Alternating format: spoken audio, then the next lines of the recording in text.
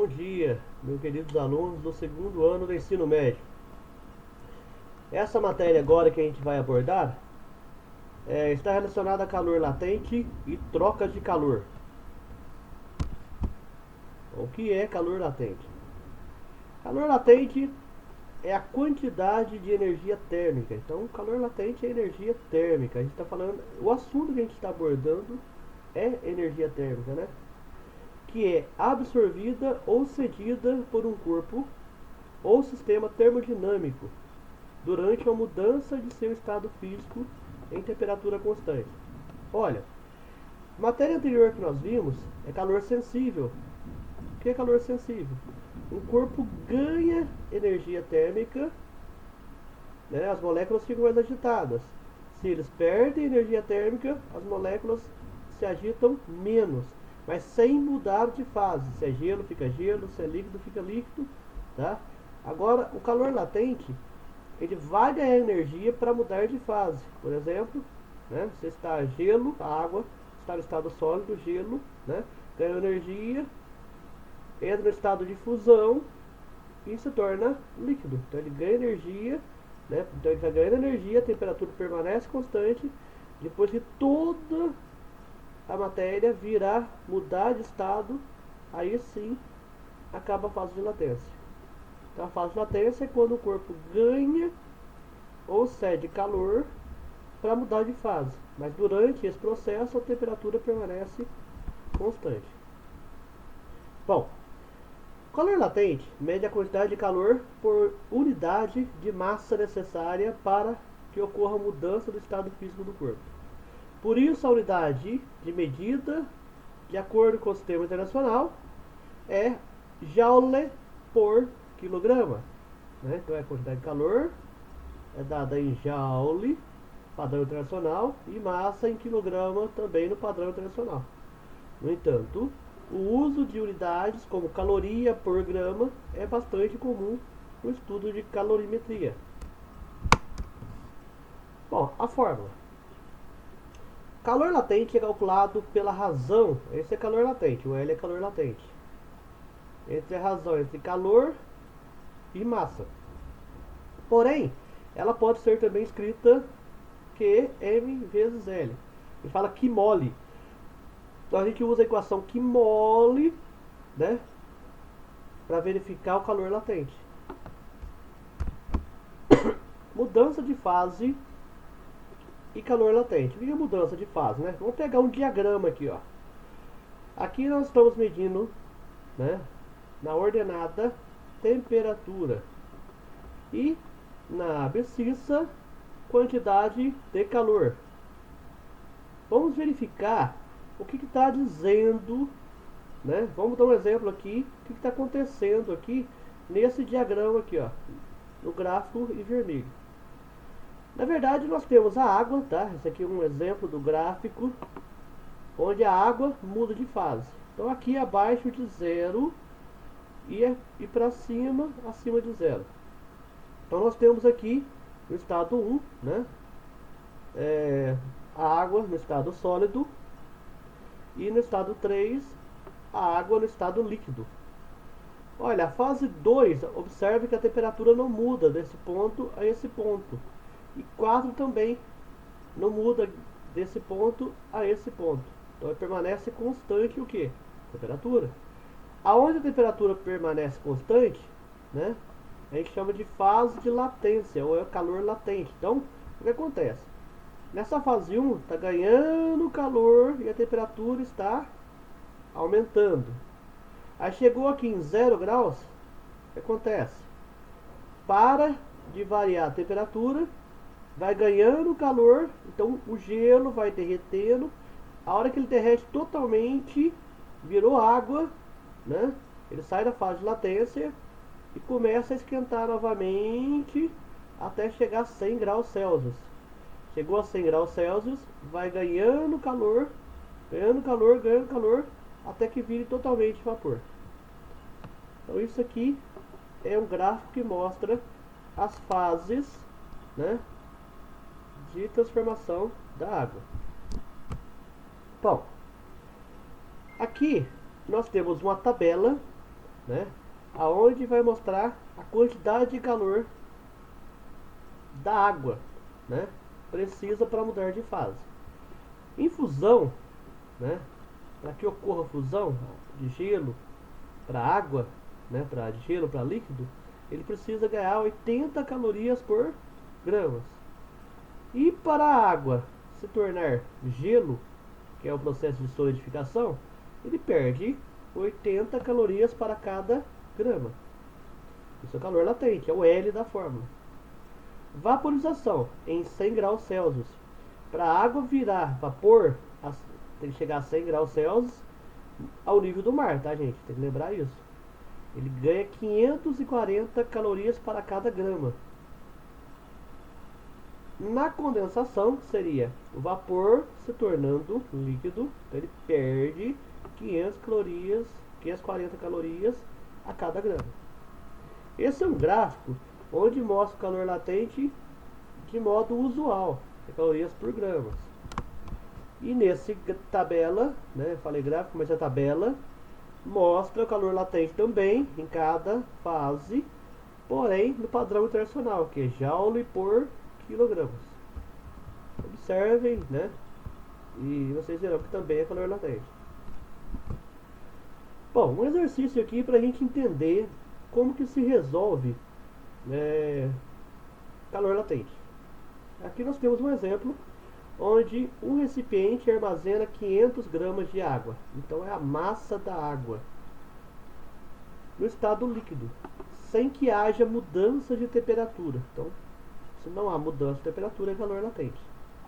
Repentinamente, todo o seu conteúdo é evaporado. Ou seja, todo o líquido vai virar vapor.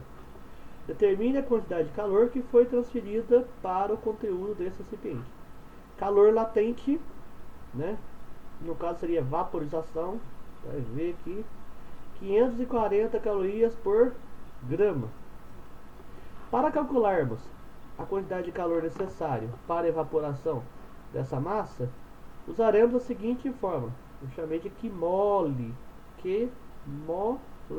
Para decorar é mais fácil, tá? O Q é a quantidade de calor, a massa está em gramas, posso deixar porque o calor latente está em calorias por grama. Então, a unidade está correspondendo. Então, 540.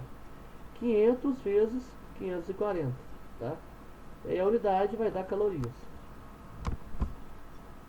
Vamos ver o assunto agora que aborda trocas de calor. Então, como nós já vimos, né, em matérias anteriores, o que é troca de calor? Quando um corpo tende a receber calor, quando nós temos dois ou mais corpos que entram em contato, um perde e outro ganha. A mesma quantidade que um corpo ganha, o outro está perdendo. Então, a quantidade de calor que um corpo A ganha é exatamente igual à quantidade de calor que um corpo B perde, por isso que é menos, né? Ele cede. Usando a regrinha matemática, tá vendo esse menos QB? Eu vou passar primeiro mesmo, tá? Então, QA mais QB, calor de A mais calor de B, igual a zero, porque atinge o equilíbrio térmico, isso é igual a zero. Onde QA é a quantidade de calor recebida e o QB, menos QB é a quantidade de calor perdido ou cedido. Aqui está um exemplo, né, para explicar como que são as moléculas no interior do corpo. Aqui nós temos bacia com água quente, as moléculas estão muito agitadas, vibrando. Está até de vermelhinho aqui, ó, né? E aqui nós temos bacia com água fria e cubos de gelo. Então as moléculas estão mais acomodadas, né, sem muita vibração. Entra em contato, né? Ó, coloca os dois em contato. Então, o corpo A vai perder calor por B e o B vai ganhar calor do A, até que atinja o equilíbrio térmico. O que é equilíbrio térmico? Os dois vão ficar com a temperatura igual. A temperatura final dos dois, depois que entrarem em contato, é a mesma. Nós chamamos de equilíbrio térmico. Aí nós temos um exemplo, eu vou dar dois exemplos, né, de como resolver exercícios e para que a gente resolve, tá? Trocas de calor, a gente está falando em calor sem mudar de fase, tá? Calor sensível. Para isso, a gente usa a equação Ki-macete, né? Se eu inverter a ordem aqui, ó, o M vem antes do C, e aqui no θ, geralmente usa Tzão, que é a temperatura, mas pode usar θ também, que aqui é a variação de temperatura. Então essa equação aqui é para usar, para achar a quantidade de calor do alumínio, e aqui a quantidade de calor da água. O que está fazendo? Ó? Qual a temperatura de equilíbrio entre um bloco de alumínio 200 gramas a 20 graus Celsius? Então pegou o bloco de alumínio com essa temperatura, mergulhado em 1 litro de água a 80 graus Celsius. Então a água está mais quente e o alumínio está mais frio. Então mergulhou o alumínio na água, a água esfria e o alumínio esquenta, né? Aí vão atingir o equilíbrio térmico. Dado o calor específico da água, calor específico é o Czinho, e do alumínio, né? Eles querem saber a temperatura de equilíbrio. Vamos usar a equação. Então, calor específico da água, aqui do alumínio, desculpa, do alumínio é 0,219, tá aqui no problema, vezes a massa do alumínio, tem gramas só, 200 gramas. Aqui, ó, delta θ é a variação de temperatura, certo?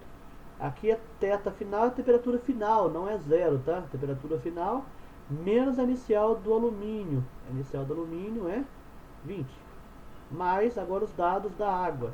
Calor específico da água vezes a massa da água vezes a diferença de temperatura. Ó. E delta θ é a diferença de temperatura.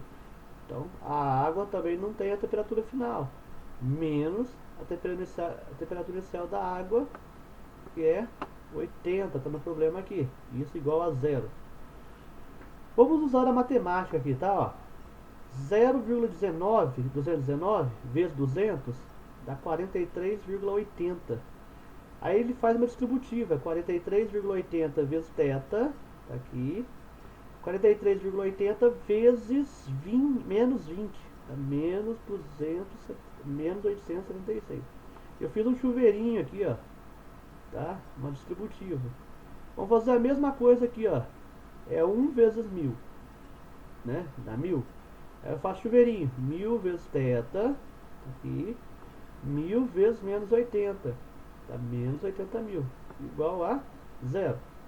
Feito isso, eu vou resolver os valores iguais. Aqui tem variável com quem tem variável, o que está sem variável com o outro que está sem variável. Variável é a letra, né? Acompanha a letra. Então nós temos 43,80 θ mais 1000 θ. 1043,80 θ. Menos 886. Menos 80 mil dá menos 80.876. Só que muda de membro e fica mais 80.876. Mudou de lado, ele está menos, ele passa a ser mais. Terminando a resolução. Se o número está multiplicando a variável, eu mantenho a variável no primeiro membro. O inverso da multiplicação é a divisão. Então, 80.876 dividido por 1043,80. Θ representa a temperatura final, 77,48 graus Celsius. Então, tanto a água quanto o alumínio vão ficar com essa temperatura. Então, a água caiu de 80 para 77,48 e o alumínio foi de 20 para 77,48 graus Celsius. Então, o que nós fizemos aqui, né? Usamos a equação, somamos o calor do alumínio mais o calor da água igual a zero para saber o que? Para encontrar a temperatura final. Terminamos essa aula. Espero que vocês tenham gostado dela, né? E até a próxima.